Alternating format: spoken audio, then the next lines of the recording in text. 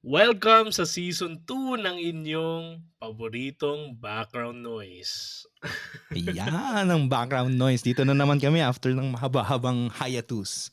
Oo nga, grabe. And well, needless to say, nakabalik na muli sa Spain ang ating paboritong kaibigan na si Lennon. And muli, ngayon pa lang kami nagsisimula ulit. Kaya, simulan natin ngayon. Kaya welcome po sa season 2 ng inyong paboritong podcast. Ito po ang Tamang Usapan. Usapang may tama.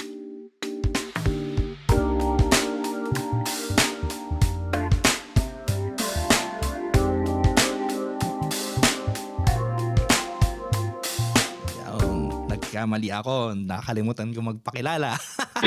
Ito po si Lennon. And still, ako pa rin si Russell. Yan. At ito na po ang tunay na intro. Welcome sa Tamang Usapan. Again, dahil may tama na ako, usapang may tama. Yeah. Sel, kumusta? Anong balita? Grabe, rin tayo. Before anything 1 else, month. mga kasama, mga kaibigan, mga kapatid, dito sa special na episode na to, which was recorded on 28 January 2024, a day before, 27 January 2024, hindi nilunsad ano ba tawag dito? Ni-launch? Ni-launch. Perpetually, no? Katumbas ng isang kasal, nanumpa, kinonsagra. Kasal, may sing-sing yan eh. Oo, inilaan na ng kaibigan nating si Lennon ang kanyang sarili para sa panghabang buhay na pamamanata o pagtugon, no, sa pagmamahal ng Diyos. In other words, we celebrate dito sa podcast natin ngayong special episode na to yung perpetual profession ni Brother Lennon of the Society of St. Paul. At patuloy natin siyang ipagdasal, no? Patuloy natin suportahan ang ministriya ng Panginoon sa pamamagitan ng kanyang mga binuong mga societies, no, ng religious life or consecrated life. Hindi magtatagal after nito, probably kapag i-launch itong episode na to, I think madadaanan natin yung February 2 o yung ikalawang araw ng Pebrero, which is the World Day of Consecrated Life. Kaya Brother Lennon o Lennon sa amin, mga batang bikutan, mula sa aming mga puso't isipan, binabati ka namin at asahan mo ang aming patuloy na panalangin para sa iyong consecrated life. Yan! Muli batiin natin si Kuya Lennon natin. Thank you. Actually, nag-aantay nga ako ng ko. tututol. Nag-aantay ako ng itigil ang profession. Joke lang. Oo.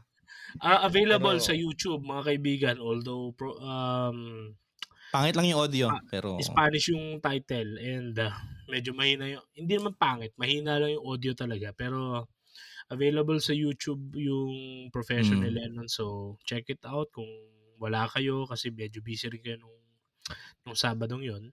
Sana po yun, search nyo lang Grupo San Pablo España. Yes. Tapos, nandun sa mga live streams. Ikaw ba, bago tayo magkwentuhan, ano ba? Kamusta ba? Ano bang feeling? Alam mo, I've been meaning to ask this even sa mga bagong kasal, bagong ordained, special shout out sa kaibigan natin, Reverend Father John Michael G. Malianaw ng Diocese of Pasig. Naordinahan siya noong November 27. Yeah. 27 din, yeah. Pero kami 27. 27. Hindi ko nababatiin yung isang nabasa ni Lennon yung nasa isip ko. Pero inside joke po ito. So, pero kung nakikinig ka ngayon, you're in. Yes, you're in. Ayun. tinatanong ko 'to, sa mga bagong kasal, bagong ordained, and now meron akong, best friend na bagong profess perpetually. Ano ba feeling? May nagbabago ba? Like fundamentally, may nagbabago ba once you're really professed or ordained? Just Siyempre di ko pa for discussion sake lang. di ko masabi kasi wala pa akong isang araw. Anong oras? Isang araw na nga. Isang araw pa lang akong perpetual. Pero I think wala eh. Yung ano lang talaga, yung commitment mo ay hindi na yung yearly mo nire-renew. Kaya nga sabi ko rin, nung may nag-chat sa akin na kabatch ko, sabi niya, uy, ano ka na, ganap ka ng Pauline. Sabi ko, matagal na naman tayong ganap nung ano pa, first profession pa lang natin. Kaya nga ang bilang, kapag binibilang yun sa anniversaries, ang bilang yung first profession hindi yung perpetual. So, hindi Formality na lang kumbaga. parang formality. Although, nagigets ko naman yun. Kasi nga, ito yung stage ng buhay na definitive na yung yes mo. Hindi ka na nag-yes na, okay, sige, next year, i-renew ko to o pwedeng hindi ko i-renew. Parang ganon. So, kaya nga para siyang kasal. Ang kinaibahan nga dito, at least yung dito sa nung celebration namin dito sa Espanya, dahil syempre nakahabit na kami. So wala nang imposition of habit katulad nung sa first profession o yung sutana. Which by the way, nandun ako. Nandun ka na nun nung It time? was Nung June first 3, oo. 2018 18. bago ako pumasok sa novitiate. So sa Pilipinas, kapag nagpe-perpetual sila, binibigyan sila ng pin ng Society of St. Paul ng logo. Kaso dito, yung pin na yun, pinamimigay lang yun sa lahat, hindi yun inside the celebration. So ang binigay sa amin kahapon as distinctive na symbolic yung insignia ba? Symbolic na insignia pa, di ba? Insignia ay yung singsing. Hindi ko suot yun Pero yung singsing na excuse me, may pangalan sa loob, may date ng profession, tapos ako nag-request ako na magpa-engrave din sa taas ng yung Chiro. So, Salpo Ginto ba Omega. yan? Oo. Pwedeng isang la. Pwedeng isang la. So, alam mo na ang mangyayari pag umuwi ka sa Pinas. Kapag ka pag nangangailangan ka tulad ng nangyari sa akin nung malapit na ako pauwi. By the way, isa yun pwede namin yung pagkwentuhan ngayon. On the sidelines ng topic natin for this episode. Wala namang plano to Pero pre, speaking of of sing-sing, di ba? Siguro December pa yon or alam ko nandyan pa ako sa Pilipinas noon Siguro mga early January. Yes. Hindi ko alam yung buong kwento pero parang nagkaroon ng viral na discussion about dun sa 299 peso na engagement ring. Have you read the entire story? Like, are you familiar Hindi. about it? Wala pa ako. May mga ilan na ako nabasa, may mga nakita akong mga posts, pero hindi ko alam yung konteksto. So, hindi rin ako nagko-comment doon. By the way, kaya ako naalala, kasi yung singsing namin, pang-engagement yun yung singsing nung binili namin. Dalawa kaming lalaki, dalawa kaming magpe-profess Talagang nilinaw namin, hindi kami kakasal Profession yan. Kasi maganap kami engagement ring, hanap kami ng pangkasal Idutya. So, as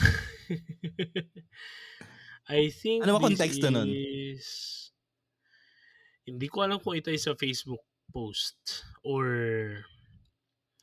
hindi ko alam kung sa Reddit ito. I mean, people in Reddit. But the point is, yung babae, or the bride, supposed to be bride to be, personally, even until now, as of this recording, hindi ko talaga alam yung real score, no? To establish yung at least agent of truth pa rin tayo, 'no? Oo, at least Pero ano, ano apparently, po na disclaimer, oo, may disclaimer tayo. Um, Apparently, may isang bride-to-be or girlfriend during the time na Mhm, nag-post, and she, intended to remain anonymous sa post niya saying na, ah, nag-propose sa kanyang boyfriend and eventually she found out na yung engagement ring na ginamit nung lalaki sa kanyang engagement, sa kanyang proposal rather, mhm. only costed ₱299 and she was asking na, Tum "Is me kung ako ba, kasi I felt bad about it. Okay lang ba na I felt bad about it?" okey. Oo. And eventually yung lalaki apparently nag-post din, Mm, nag-respond doon. And, of course, being the men that we are, mm. I did not read it. Kasi hindi naman 'to itong podcast na 'to mga kaibigan, hindi naman 'to ano, fact checking body. Hindi po kami ano, So, Veraphiles. ayun. But the point is, it has become a rather national issue. Hanggang ngayon ba? Kasi medyo matagal-tagal na, eh.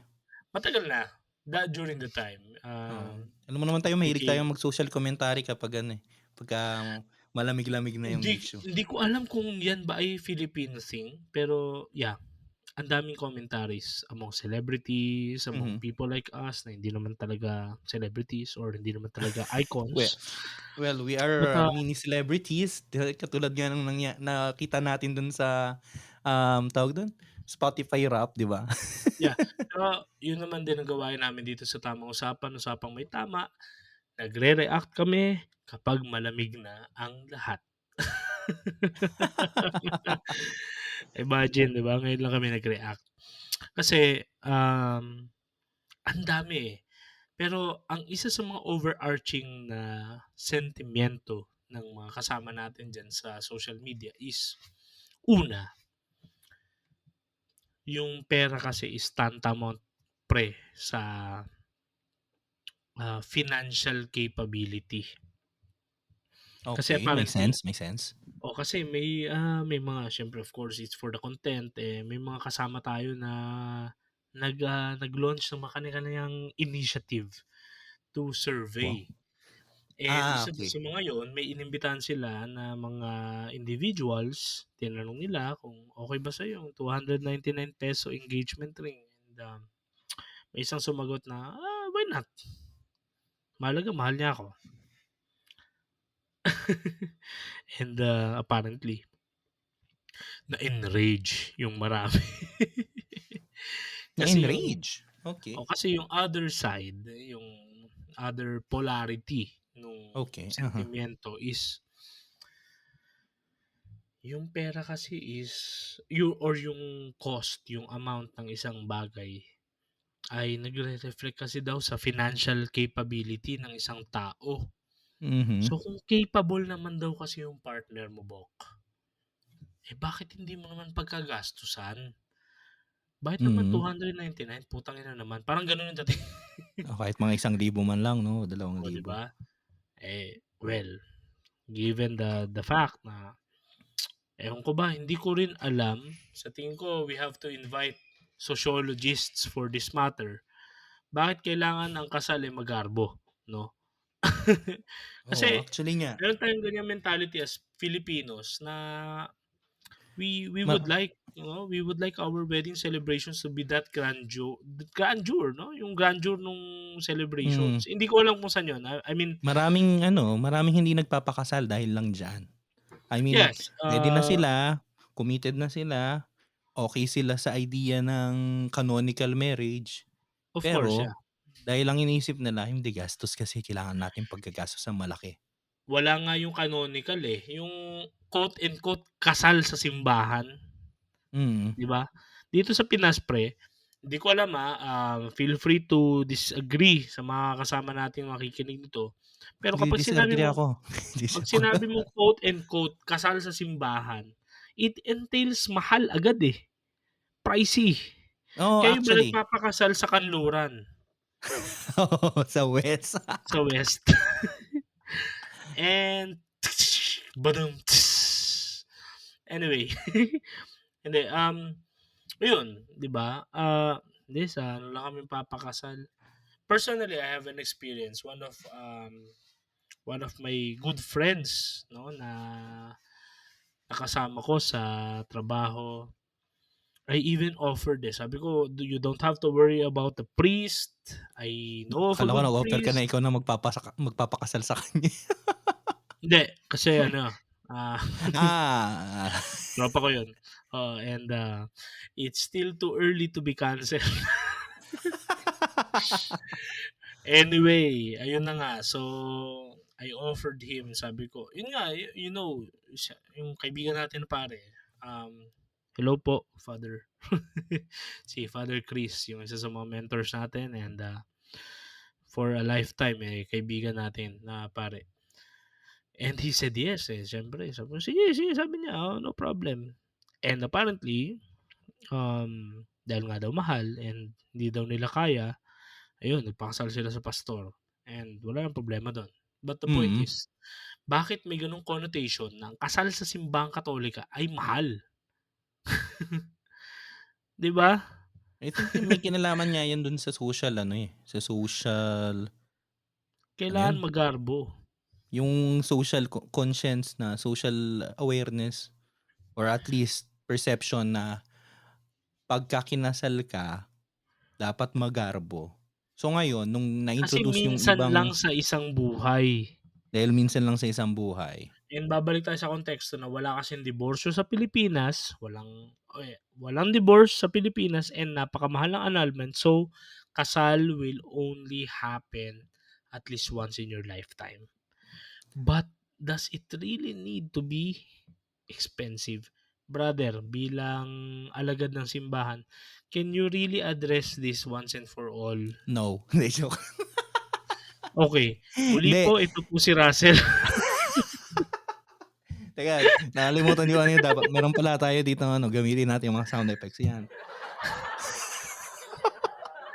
Putang ina, late na gago. Late na nga. Dapat kanina ko yun nilagay dun sa joke mong ano Wes Oo. Hindi, pero ano, at least Anyways, siyempre may oo. mga kapatid tayong nakikinig dito and baka they're still wondering, 'di ba? Ano actually gets ko yung ano, yung perception. Kasi nga tama yun Sel na once in a lifetime lang Minsan lang sa buhay natin So, parang ano yan, parang ordination o parang profession. So, talagang paghahandaan mo, no? Ang problema ngayon kapagka na-convert natin yung idea na dapat yung paghandaan as essential, as something na 'pag wala yun, hindi buo yung sacrament, hindi buo yung event, 'di ba? Kailangan nating i-separate yun, yung inyo pong mga gastos sa gown, sa prenup, sa catering, iba yun. Hindi yun yung essential sa event, Ang essential sa event yung sacrament. Ngayon ito, sasabihin ng iba, may bayad din naman kahit na ano, sa simbahan. Kasi babayaran mo yung ilaw, babayaran mo yung carpet, babayaran mo yung choir. 'Di ba? Pero ang essential doon, hindi mo binayaran yung sacrament. Ang binabayaran mo, yung mga bagay na extra. Kasi pwede kang magpakasal ng, syempre, walang magkakagusto nun, no? Magpakasal ng walang ilaw o kaya konti lang ilaw. Um, Walang carpet, tapos walang choir. Syempre, konti lang magkakagusto nun. Pero pwede yon. Kasi importante din yung yung sacrament yung rito. Ang susunod mo na lang ng mga importante bayaran dun yung mga papel So ano na lang, tawag dito, di na nga yun. So hindi ka nagbabayad sa hindi ka nagbabayad sa sacrament. nagbabayad And ka dapat 'yan sa papel. malinaw. Dapat 'yan malinaw. Alam mo Hmm, kung bakit? A little apologetics, isa sa mga binabato isa sa mga binabato sa Catholics 'no, ay bakit may bayad ang mga sacraments, which is wrong. 'di ba? Oo, so, 'yun, you have heard it from an authority. Ah, Canonically po speaking, yeah, walang bayad yung sacraments, yung ating mga binabayaran. Halimbawa, papabinyag. Yung binabayaran natin sa binyag, yun ay para dun sa baptismal certificate. So yun ay, anong tawag diyan? 'Pag transaction sa office, yung mga papeles. May arancel, hindi, yun yung tawag sa simbahan. Pero yung red tape, transaction na gano'n parang hindi red tape. Hindi, parang fixer ba nalimutan ko 'to? na, eh. May kinalaman yun sa office term yun, eh. Kapagka ano lang, logistics lang ng papeles na official yung mga ano, yung mga babayaran. Nakalimutan ko na yung term. Pero gano'n lang, yun lang binabayaran mo dun, yung registration, yung ano, yung papel, yung certificate. So ngayon, kung magkakaroon ng extra dun, kadalasan yun yung mga extra. Halimbawa, gusto mo na ayaw mo ng sumabay, kunwari binyag, ayaw mong May sumabay sa kasabay ka, binyagang bayan, oo, ayaw mo may oo. kasabay. Ito, Gusto mo special, ito, sorry to interrupt, Ito, go lang, this pinapatawad is na your kita. this is your go-to, na practical tips 'no. Just imagine us being mga kuya ninyo sa loob ng simbahan. Itong mga susunod na sasabihin ni Lennon, para mawala sa isip ninyo yung mga yung mga agam-agam ninyo na namemera lang sa inyo yung mga parokya niyo, ito, from an insider perspective, ito yung nangyayari kasi, 'no, and ito, ang Mm, idi-discuss niya dito is meron kasing common, 'di ba, tinatawag na binyagang bayan. May mga kasabay yeah. kang mga parents. So, kung halimbawa may anak ka na, magpapabinyag ka, 'di ba?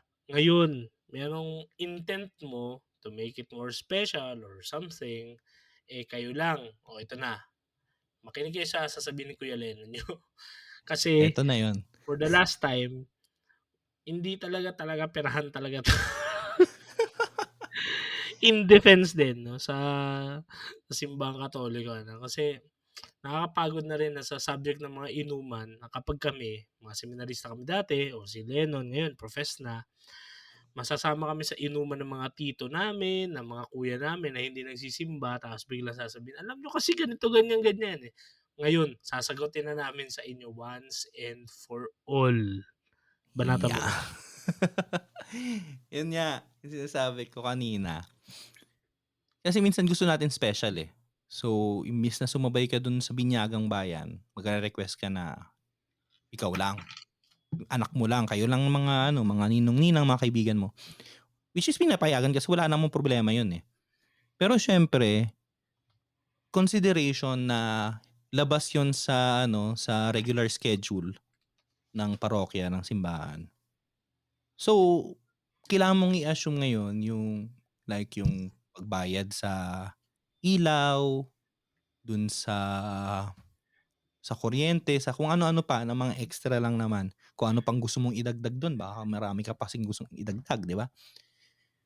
Gano'n din sa kasal, which is mas ano sa kasal. Kasi kung anong maidagdag mo, gusto ko po ng may ganitong flowers, gusto ko po na may carpet, gusto ko po na may insenso, gusto ko po na may choir, yung pinakamagaling na choir ninyo, gusto kong dalhin dito. So, siyempre lahat yun i-a-assume mo. Lahat yun ay kailangan mong, bayaran pero hindi yun yung essential sa sacrament. Puwedeng magkaroon ng sacrament kahit wala yun, pero siyempre hindi yun masaya. Kasi siyempre naghahanap tayo ng celebration, 'di ba? So, gusto natin special, gusto natin ano, para sa akin diyan ang pinaka-practical diyan na maisa-suggest ko sa inyo, kung gusto ninyo na special pero hindi gano'n kagastos, simple lang, maging creative tayo, 'di ba? I mean, what I mean na maging creative, um, hanapin natin yung balance dun sa mafi-feel mong special at bongga yung celebration at yung ano, yung hindi ka gagastos ng gano'n kalaki. I mean, supposedly these celebrations, the sacraments, ang dapat iniisip mo dun ay yung ano, yung sacramental reality ng nangyayari. Nasa binyag ay yung anak mo o ikaw kasi baka adult baptism, ay sumasapi na kay Kristo sa kanyang katawan ng simbahan. So, o sa kasal na kayo ay binabasbasan, binibiyayaan ng Diyos upang yung inyong pagsasama ay maging katulad ng pagsasama ni Kristo at ng kanyang asawa, ng kanyang esposa, ang simbahan. So yun yung dapat na nasa isip natin kapagka nagse-celebrate tayo ng sacraments, kahit anong sacraments. Hindi dapat ang nasa isip natin ay, "Teka, malaking babayaran ko after." 'Di ba? O kaya, paano kaya ako mangungutang?" So, yun lang yung aking ano dun. Kaya balik tayo dun sa 299, alam mo ako diyan, may punto naman na, um, may punto yung mga nagsasabi na, "Ay, it's a reflection of the financial stability nung lalaki." Which is also in a way, para sa'kin medyo ano pa rin yun, machista pa rin yung gano'ng gano'ng ideals kasi ibig sabihin lang ba yung lalaki lang ba yung bubuhay, 'di ba?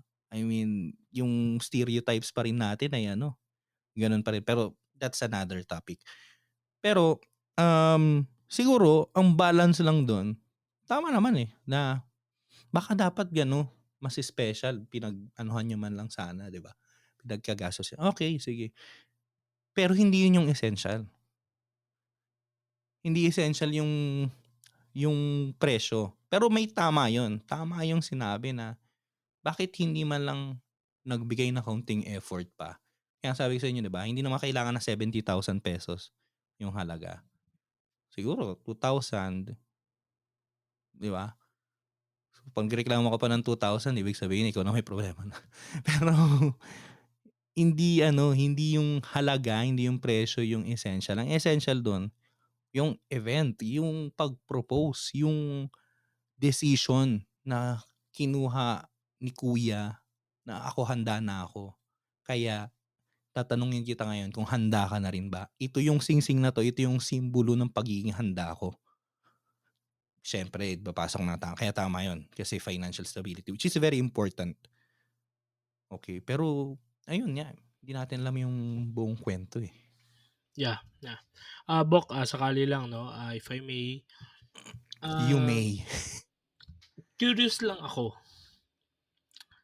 Umuwi ka naman na dito sa Pinas, eh, 'no? Familiar ka sa Shopee at Lazada, 'di ba?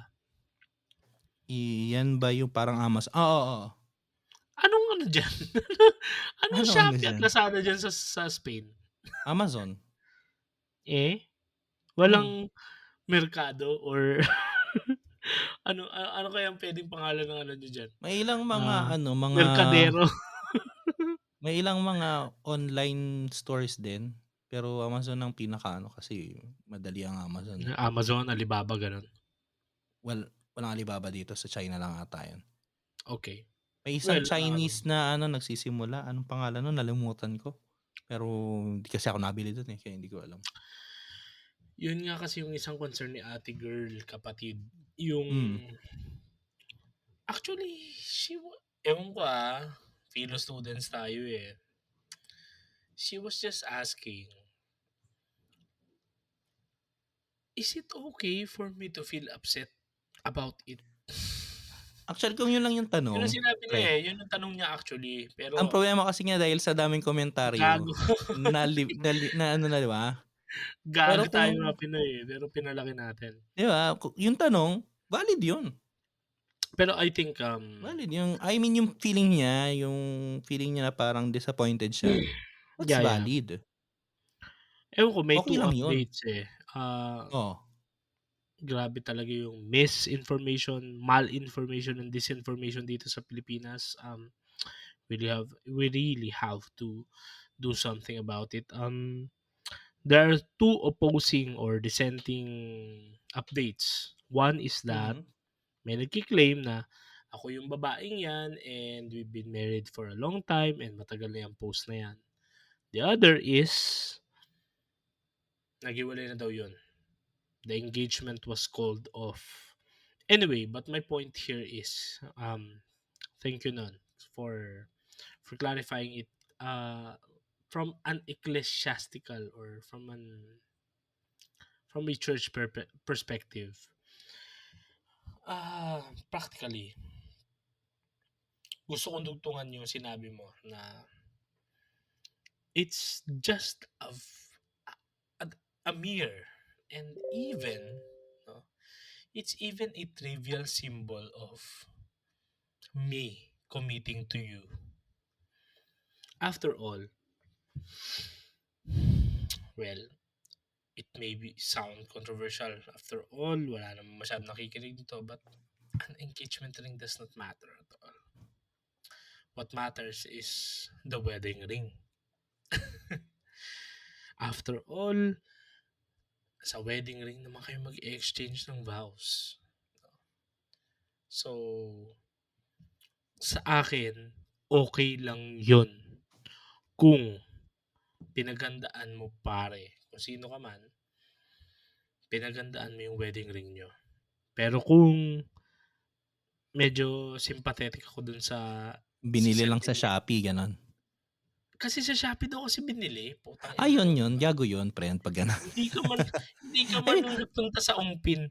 Pare, Punta ka lang kahit sa Sanglaan. Kung nagkataon na taga-Taguig ka at nakikinig ka nitong podcast na to, sumama ka sa akin, pupunta tayo ng Umpin. Meron doon white gold, may yellow gold doon, kahit anong klase ng gold sa Umpin. Akala ko lang binili niya at sa Quality. tindahan. Hindi daw sa Shopee. Kaya nga nasaktan yung babae na ang dating nga That gives more context. That gives more context. Oo, 'di ba? Ganun ba kababa yung tingin mo sa akin? 'Di ba? Parang yung medyo inequate niya na tuloy yung worth niya as a partner for a lifetime doon sa worth or amount nung singsing. Of course, singsing is a symbol, pero actually sa tingin ko hindi more than yung worth niya. Ang sinasabi kasi tayo ngayon sa modern society, medyo nalimutan na natin yung importansya ng mga symbols ng mga simbolo. Kaya nga maraming ayaw na magsimba, ayaw na magpunta ng sacraments kasi punong-puno ng symbology. Pero I think more than sa worth niya yung sinisimbolize nung singsing na binili sa Shopee. Hindi na nga yung sa halaga na 299 na binili sa Shopee or anumang online store. Wala po kaming pinapromote. Hindi kami nabayaran ng mamaya kami magko-commercial ng sponsor pero hindi kami binayaran ng Shopee. More than dun sa price, the fact na binili niya yun ng ganun lang, parang wala man lang effort, parang okay, sige, ito yung size niya. Pap, bilhin ko, di-deliver sa akin. More than sa worth niya, I think that's a testament. Posible syempre hindi naman natin alam anong nasa isip ni kuya. Ng treatment niya dun sa relationship. Na it's something na not worth taking the effort to just step out of the house and talk to other people and to plan with other people. Kasi kadalasan yun, di ba, kapag nagpaplano ka ng engagement. So may mga kasama kang you bibili consult ng with singsing. others. 'Di ba? May kilala nga ako, kaibigan ko, ginawa niya ng mundo yung partner niya. Hindi na nga siya nagko-consult sa mga tunay niyang kaibigan. 'Di ba? So,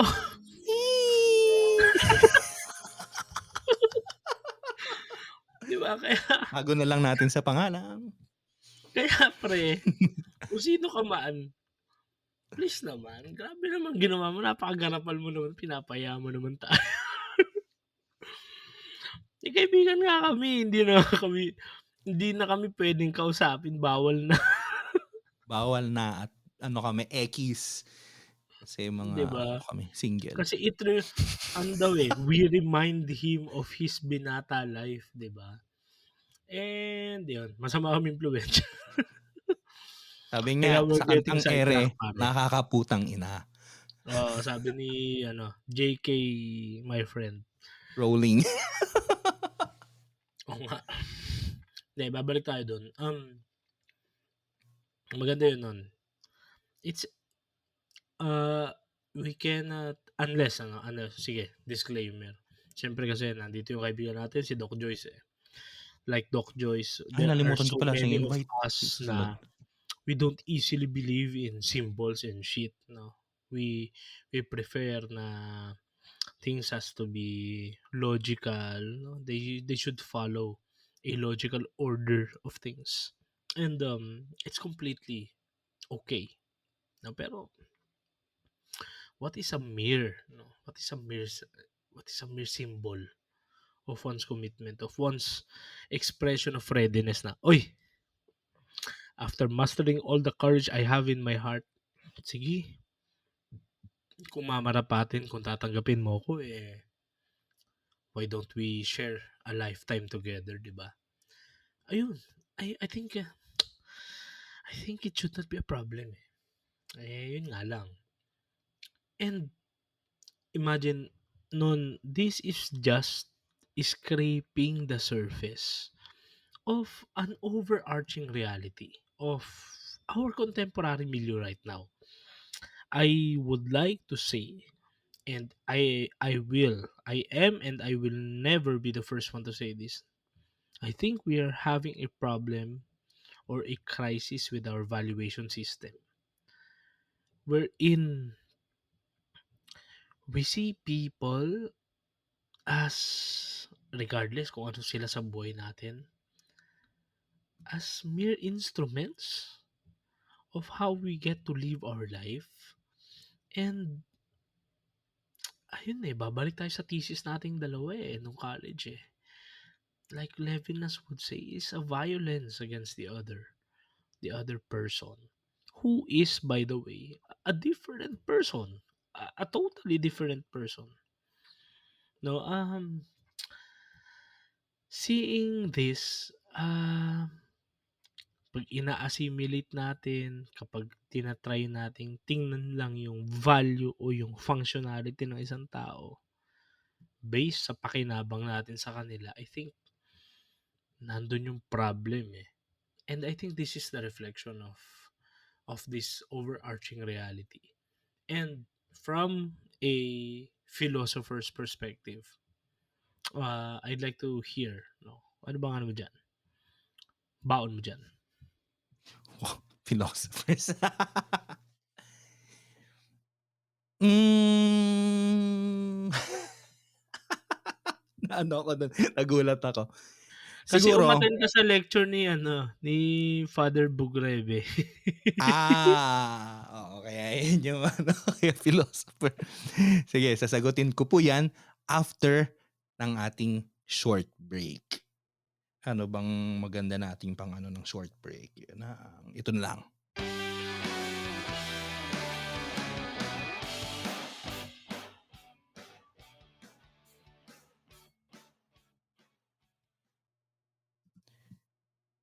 Kayo ba ay naghahanap ng sign para magsimula ng mag-share ng inyong thoughts, ng inyong stories sa pamamagitan ng podcast, ng podcasting? If you are looking for a sign, this is your sign. Kami po ni This Russell. 2024, yan, kami ni Lennon. This 2024, this might be your sign to express your innermost thoughts and to share your reflections and mga kuro-kuro sa mga bagay-bagay at usapin na napapanahon at kinakailangan marinig ng bawat isa. Exactly. Kami ni Russell ang nakakatulong talaga sa amin nung nagsimula kami nito, di ba? Nakatapos na tayo ng isang season. Eh, ang una namin talagang na problema ay kung paano kami magre-record. And not just recording na magkaroon lang ng platform, pero also yung quality ng recording. So we have found a very, very good application or website that is called Zencaster. So Zencaster, that's Zencastr. So Zencaster. It's so easy. It's now super easy to record a podcast with Zencaster. Just log in using your browser and pwede ka na makapag-start ng recording na high quality na podcast. Pwede na audio lang or pwedeng may video up to 4K. So, mayroon pa siyang backups. So, hindi ka talaga kakabahan na baka dahil tulad namin ni Russell, nasa Pilipinas siya, nasa Espanya ako. So, hindi ka makakabahan na baka yung internet connection, parang mga ganun, di ba? Yung parang baka masira yung yung connection o yung quality ng podcast. So, sa Zencaster, mawawala na yun. Hindi mo na iisipin yung ganong worries. So, this is all in one. Okay? If you have thought na magpa-podcast ako, pero hindi mo alam kung paano, ito all in one to kasi pwede ka na ditong gumawa and then also you can distribute it to podcast platforms such as Spotify, Apple, or other major destinations. So, so you can go to zencaster.com/pricing and use our code Tamang Usapan and you'll get 30% off your first month of any Zencaster paid plan. We want you to have the same easy experience we do for all our podcasting and content needs. It's time for you to share your story.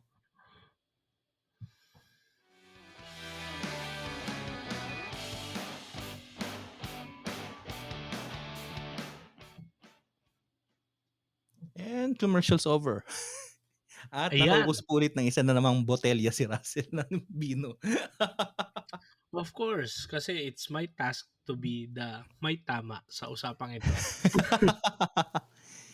Tinatanong, balik tayo doon. Maganda yung tanong mo, Sel, yung philosophical or na valuation dyan. Siguro, tama yung yung pinupunto mo kanina yung kay Levinas, yung Levinasian care for the other. Yung pag-value natin sa kapwa-tao. Especially na malaking bagay ito kasi this is your valuation of someone who will be with you for the rest of your life, hopefully. Di ba? So, the fact na parang, ano lang yan, yung I cannot be bothered. Di ba? Parang, I think that's, yun nga, tama, ang ganda ng mo dun, Zel.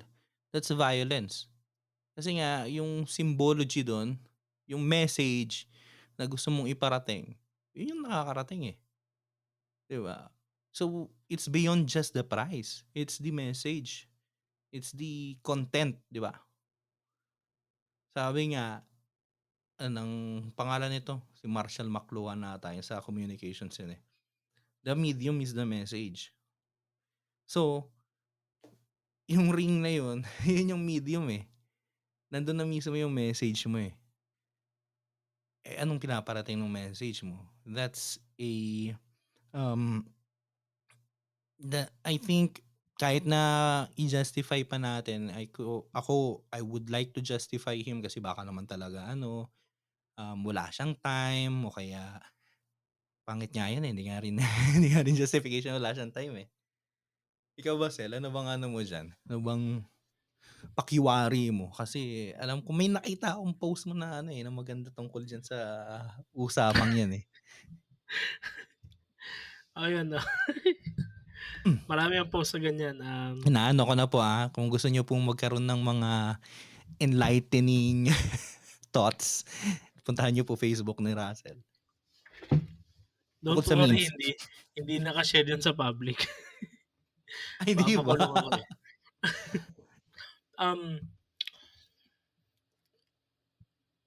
Ako, needless to say, kung napakinggan ninyo yung almost every episode dito sa Tamang Usapan, it was Lennon who really introduced me to Monsieur Levinas. So, during the time, Wala naman talaga akong kilalang philosopher. Si Plato lang, si Aristotle, Socrates, Thomas Aquinas, Augustinus. Si Wala, yun lang talaga. Francis of Lower Bicutan. Of course. Yan ang philosopher of romance. Ah, si si si Monsieur Monterde. But all levity aside, it's violence kasi to really brand a person as someone na yun lang yung role niya sa buhay natin. Even though we do not really inflict physical or emotional harm. I would like to stand with Emmanuel Levinas when he said na we are reducing the personhood of the person. Bakit? Kasi as an application of Levinasian philosophy or Levinasian ethics, kahit 100 years kayong magkasama buong buhay nyo, hindi mo talaga siya makikilala according sa pagkakakilala niya sa sarili niya. Kahit araw-araw niyang sabihin sa'yo kung paano niya nakikita yung sarili niya. And that makes the other person a mystery. And dahil nga doon, well, as my professor would say, Levinas really went to the extreme. No, kaya nga may mga Cambridge philosophers na magsasabi na talaga extremist na konti ito si Levinas. Kasi ang contention ni Levinas dyan, dahil nga mysterious ang other. The other person beside you, the other person in front of you, the other person beside your bed, that person would give you a glimpse of the divine, of the eternal, of the Actually, infinite. yung treatment ni Levinas sa other, dun sa kapwa, ay parang Diyos. Pero Yes. finite version kasi pwede mo mapatay eh. Yun yung, Yeah. verbatim yun talagang sabi ni Levinas. Pwede mo Oo. mapatay. Pero Kaya meron nga, siyang, footprints of the divine. yeah. Meron siyang glimpse ng infinite eh. Kaya nga ethics Great and pala, hindi infinity pala yan eh. footprints. Oo. Yung sa infinite, di ba? Yun lang kasi ang Mm. difference niya dun sa Diyos, sa absolute infinite. Pero yun nga yung point niya doon. Talagang Levinas really went into the extreme. And, yun. Lennon and I subscribe to that to Mhm. that philosophy and we are really proud of it. Oo. Yeah, to the despise of To the despise despise kami ng of, mga intellectual namin, mga kaibigan. to the followers of Ayn Rand. Yeah. We are an absolute abomination to them and may Mm. batchmate talaga akong ganun. Talaga? Yeah. And na talagang polar yun ng ano. But the point there is, yun nga eh, if we can only have that kind of sensitivity, no, even this kind of discussion will never even take place. Why? Kasi we will feel that we ought to render all the best service para dun sa iba, no? Kay Especially dun Levinas, yun eh, responsibility yun eh. yeah, So and it's hindi lang us siya, yun dahil parang mafe-feel kong ibigay yung best ko. yeah, hindi siya nagmumula sa sarili but rather it's something na obligation. It's a rule, Yeah. no? Kaya sinabi niya dun sa Ethics and Infinity, yung interview niya kay Philip Nemo, ano yan eh, pag nakita mo yung ibang tao, yung una talagang ma-realize mo talaga is ang isang utos na huwag kang pumatay. Yan, Oo, Ethics in ganun kagago si Infinity. Levinas. Pinakamagandang introduction kay Levinas. So, yun, of course, hindi kami authority kay Levinas. So, kung sino matuto kay Levinas, pero syempre, bibida namin si Levinas. Kung may time, si Doc Leo Garcia, sa Oo. kanya kayo lumapit. Hello po, Doc. Naging kapitbahay ko si Doc. And, yun. Um, yun lang, para sa akin, if we can only be more sensitive, 'no.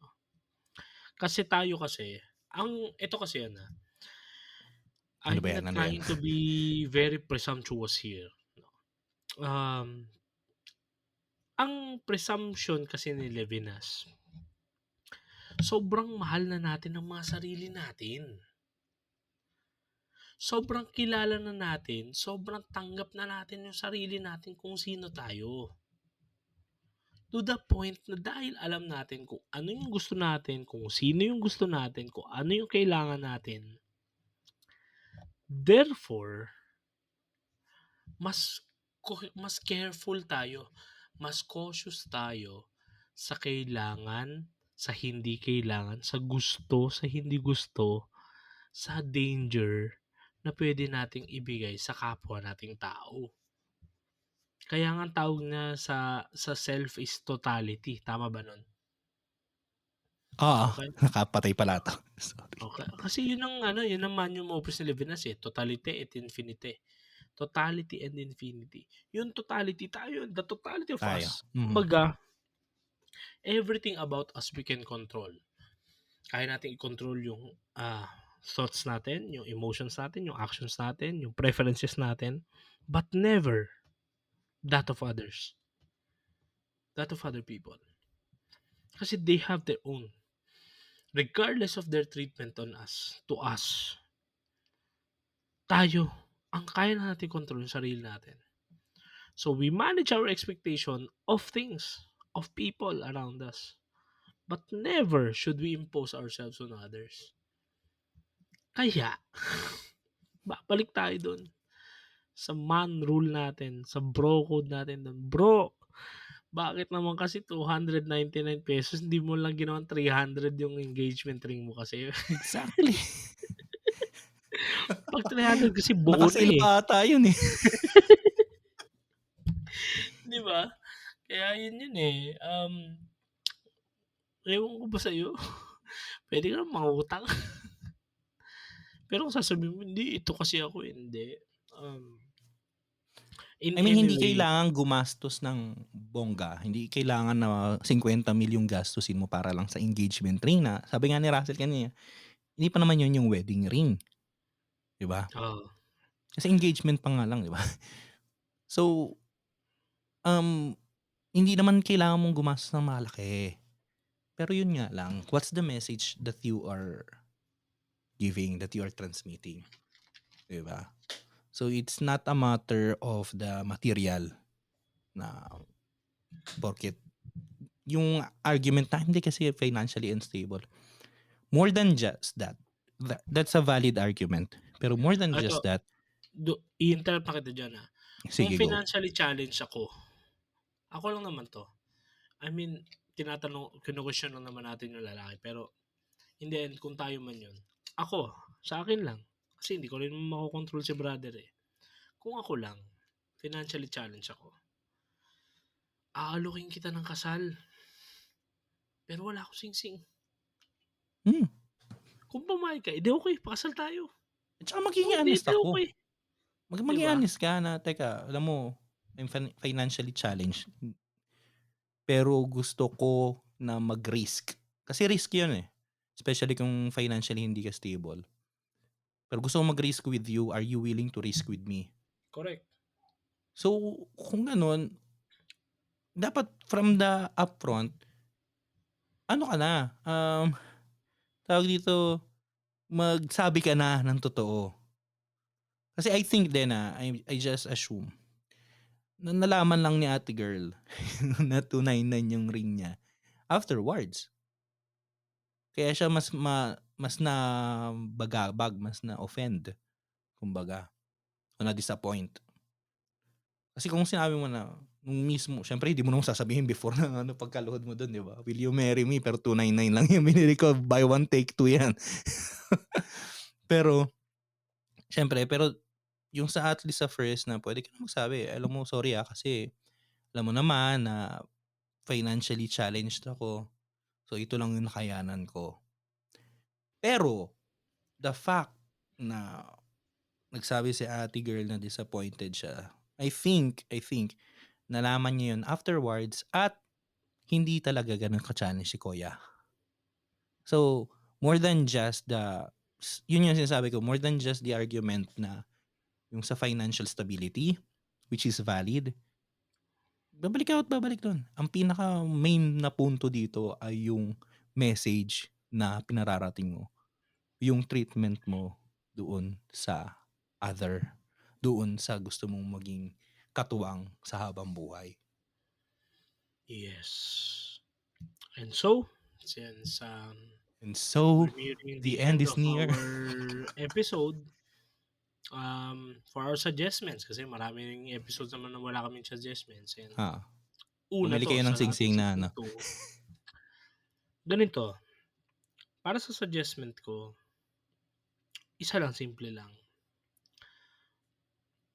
If you happen na may sarili kang bahay o kung meron kang nasa bahay ka ng family mo, subukan magwalis. No? But this time, you do it with a conscious mind. Consciously. Like you acknowledge, you begin to feel yung walis na nasa kamay mo. How it gathers, how it sweeps away the dirt. I want you to be mindful, to be conscious kung paano mo tinitreat yung walis. No? Kung balagbag ka ba magwalis, wala problema doon. I mean, gusto ko lang ma-sense mo, ma-feel mo first hand how you treat objects. No? Especially the lowly ones. Just like a broomstick na ang ginagawa ay maglinis ng dumi. Bakit? Kasi kung balagbag ka, tapos iiwan mo yun, di ba? Kasi may rule ang walis, pare eh. Kapag meron ba? kung gusto mong masira agad ang walis, iiwan mo lang Ah, siya as is. Pero kung gusto mong magtagal yan, tama, tama. isasabit mo yan. Mm, Or pabaliktarin mo. Yung nasa baliktad. lapag ng sahig, yung hawakan. Yung hawakan, Para hindi agad mabuhaghag yung tambo. walis. So you begin to be mindful about it. And just imagine, kaibigan, brother, sister, how many times mas inaalagaan natin yung mga gamit natin, mga cellphone natin, yung mga gadgets natin, mas vina-value natin yun kesa sa mga tao sa paligid natin. We value things and we use people instead of utilizing or using things and value people. Yun lang. Good luck.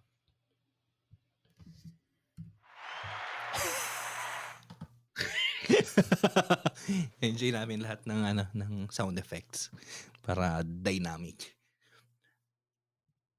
Pressure ako pag sila nagbibigay ng mga suggestions na na practical tapos symbolic. Kasi bigla akong kailangang mag-function yung isip ko. Siguro ang akin, ang suggestion ko naman is katulad ng siguro kung nakapakinig na kayo nung one time na napag-usap tayo about sa communication, sa disinformation, etc. No? Ang aking dyan is that susunod kang magbukas ng social media, susunod kang bukas ng Facebook, ng X, the dumpster that is X, Reddit, ganyan, di ba? Before siguro na mag-share ka ng iyong thoughts, ng iyong mga nadarama, mga agam-agam doon sa social media, which is a public sphere, siguro better na try mo muna yung resolve within your private sphere. That is your friends, your family. Kasi itong issue na to ay lumobo dahil sa social media. So, resolve mo muna yung within those circle, yung mga talagang napagkakatiwalaan mo mga nilalang. And then kung audience ka naman, yun nga, think before you click. Ang akin diyan hindi nga before you click, eh. Think before you type. Kaya minsan ta-type tayo kaagad, eh. Palipas ka muna ng ng isang araw, ng 2 araw. Pag-isipan mo muna yung nabasa mo bago mo bago mo sagutin, 'di ba? Basa-basa ka muna ng libro. Basa-basa ka muna ng ibang mga pagkakaabalahan mo. Tapos tsaka mo balikan yung nabasa mong post, tsaka mag-comment, 'di ba? So yun lang, I mean, um, ang akin diyaan, ang pinaka-suggestment ko is that immediacy leads to idiocy. So, I mean, yung pagka mahilig tayo sa mga immediate na bagay, eh, lalo na sa social media. So, bigyan natin ng space, bigyan natin ng distance, o 'di ba? 'Yun yung aking suggestment. At kung nandito pa kayo sa bahaging ito na after ng 1 taon, nakikinig pa rin kayo. Alam kong Oo tulog kayo nga, dun sa kalahati, sa unang kalahati. grabe kayo. Salamat sa inyo, ha. Maraming salamat. And katulad nga ng alam naman din ninyo ang mga sasabihin namin, kami po ay tumatanggap ng inyong mga suggestions din, ng inyong mga comments. Send ninyo sa email, tamangusapanpodcast@gmail.com, or sa amin personally sa socials namin ni Russell. Sa socials din ng Tamang Usapan Podcast, meron tayong Facebook at Instagram. At hindi ko alam kung magsisimula na magtrabaho sa atin yung ating bagong social media coordinator na si Of Ronel. course, si Kuya Oo, Ronel. Pre, meron na i-update ko akong siya. meron na akong special shoutout sa aming, Go! yeah, meron tayong bagong tagapakinig and, Uy, uh, hopefully, kasama natin dito sa community si Sir Paul Mahinay, ang ating resident scientist. Hopefully. ay! Wow, thank you po. Meron ba ditong Uh, clap? Sir Yan! Paul, welcome sa community and wishing to to engage with you someday dito sa Sana pod. mag-guest natin siya, no? Tayo Oh, na one yes, time. yes. Let's work Kasi on let's it. work for that. You can expect din po for this new season, we will be guesting more people para makapakinig tayo sa wisdom ng mas marami pang mga nilalang at hindi kayo magsawa sa mga boses lang namin ni Russell. And we will also try our best to be more dynamic, to think more creatively sa mga bagong projects. And on the way na po, i-announce ko kapag okay na yung website and everything. And ayun nga, please Expect for bolder discussions. So expect yung for further 299 discussions. engagement ring is just the beginning. Oo. Dito, libre to. Although kung kayo ay magpapadala ng donation, mag-open na po ba kayo ng Patreon? Pwede rin naman. Pero kung magpapadala, hindi kami tatanggap. Hindi kami tatanggap, hindi kami tatanggi. Okay. So, kahit na 299 lang yan. Pero yun nga po, if you haven't yet, please rate us in your podcast listening app or platform. And please share this episode or podcast in general to people, to your friends, to your family na you think na makikinabang, na magiging interested dito sa kalokohang ginagawa namin ni Russell. And Yes. yun lang. And yes, and by the way, as was announced during the previous season, ang upload natin ay every weekend na para kung sakaling Saturday. mapagod na kayo sa mga party-party ninyo and mga lakad nyo during the weekend, makapakinig kayo dito sa inyong favorite background noise. Kaya, Yeah. hindi na namin patatagalin and objective natin ay lagi tayong mag-usap ng 1 oras lang. Ito muli si Russell. Ish. Ito naman po si Lennon. At ito ang inyong tamang usapan. Usapang may tama. Bye-bye. Happy weekend. And welcome to season 2. Bye-bye.